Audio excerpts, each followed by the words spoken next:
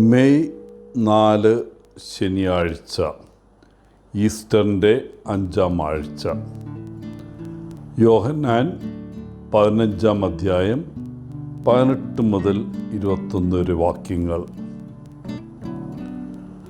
കഴിഞ്ഞ 19 നൂറ്റാണ്ടുകളിലേതിനേക്കാൾ കൂടുതൽ ക്രിസ്ത്യൻ രക്തസാക്ഷികൾ 20-ാം നൂറ്റാണ്ടിൽ ഉണ്ടായി. ഹിറ്റ്ലറും സ്റ്റാലിനും മാവോയും പോൾപോട്ടും അവരുടെ അത്ര അറിയപ്പെടാത്ത ഏകാധിപത്യ സഹപ്രവർത്തകരും ആ ഭയാനകമായ 100 വർഷ കാലഘട്ടത്തിൽ വിശ്വാസത്തിൻ്റെ പേരിൽ ദശലക്ഷക്കണക്കിന് ക്രിസ്ത്യാനികളെ വധിച്ചു. ഇപ്പോഴും ഈ 21-ാം നൂറ്റാണ്ടിൻ്റെ ആരംഭത്തിലും ഏറ്റവും ദുഃഖകരമായ ഒരു സവിശേഷത ഈ ഭയാനകമായ പ്രവണത നിസ്സംശയമായും തുടരുന്നു എന്നതാണ്. ഇന്ന് ലോകത്ത് ഏറ്റവും അധികം പീഡിപ്പിക്കപ്പെടുന്ന മതവിഭാഗം ക്രിസ്ത്യാനികളാണ്. പ്രത്യേകിച്ച് മിഡിൽ ഈസ്റ്റിലും ആഫ്രിക്കയിലും ആയിരക്കണക്കിന് ആളുകൾ വിശ്വാസത്തിൻ്റെ പേരിൽ മരണപ്പെടുന്നു. ഇന്നത്തെ സുവിശേഷത്തിൽ യേശു തൻ്റെ ശിഷ്യന്മാരോട് പറയുന്നു, ലോകം നിങ്ങളെ വെറുക്കുന്നുവെങ്കിൽ അത് എന്നെ ആദ്യം വെറുത്തു എന്ന് മനസ്സിലാക്കുക. തന്നെ നിരസിക്കുന്ന ആളുകളെയും യേശുവിനെയും അവൻ്റെ അനുയായികളെയും പീഡിപ്പിക്കുന്ന ആളുകളെയും വിവരിക്കാനാണ് യേശു ലോകം എന്ന വാക്ക് ഉപയോഗിക്കുന്നത്. ശിഷ്യന്മാരോട് അവർ ലോകത്തിൽ പെട്ടവരല്ലെന്ന് യേശു പറയുന്നു.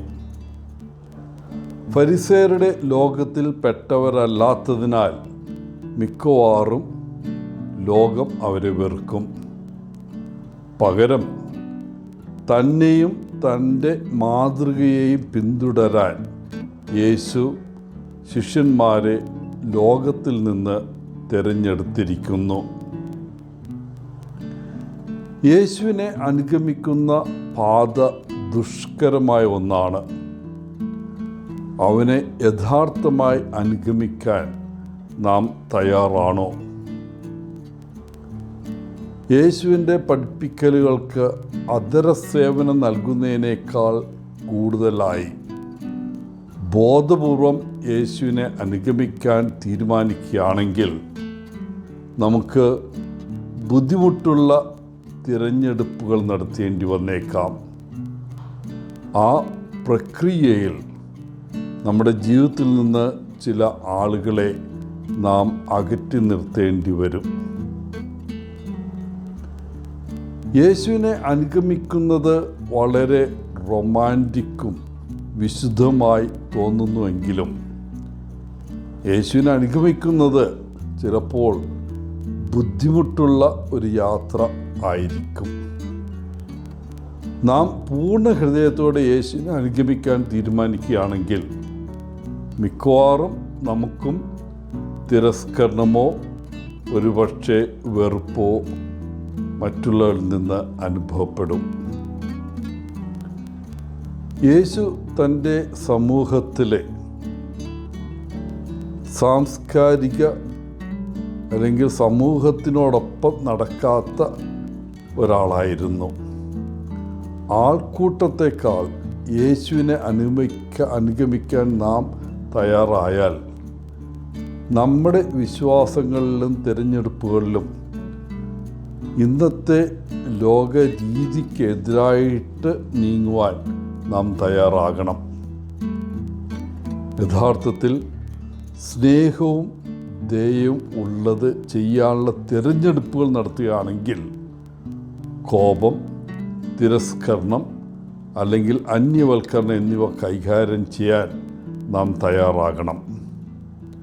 യേശു നമ്മോടുകൂടെ നടക്കുകയും നമ്മെ ശക്തിപ്പെടുത്തുകയും നമുക്ക് അതിനുവേണ്ട കൃപ നൽകുകയും ചെയ്യുമെന്ന് നാം വിശ്വസിക്കണം.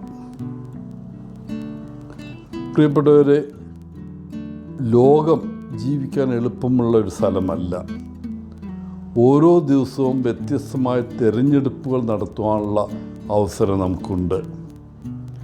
നമ്മൾ ജനക്കൂട്ടത്തെ പിന്തുടരണോ, അതായത് അവർ നമ്മിൽ നിന്ന് പ്രതീക്ഷിക്കുന്നത് ചെയ്യണമോ, അതോ യേശുവിനെ അനുഗമിക്കാനും യേശു ചെയ്യുന്നത് പോലെ പ്രവർത്തിക്കാനും നാം തീരുമാനിക്കുമോ? ആ തീരുമാനം എടുക്കേണ്ടത് നമ്മൾ ഓരോരുത്തരുമാണ്. നിങ്ങൾ എന്ത് തീരുമാനമായിരിക്കും ഇന്ന് എടുക്കുക? എല്ലാവർക്കും നല്ലൊരു ദിനം ആശംസിച്ചുകൊണ്ട് ഒത്തിരി സ്നേഹത്തോടെ പോളച്ചൻ CSSR ഫ്രം കേരള.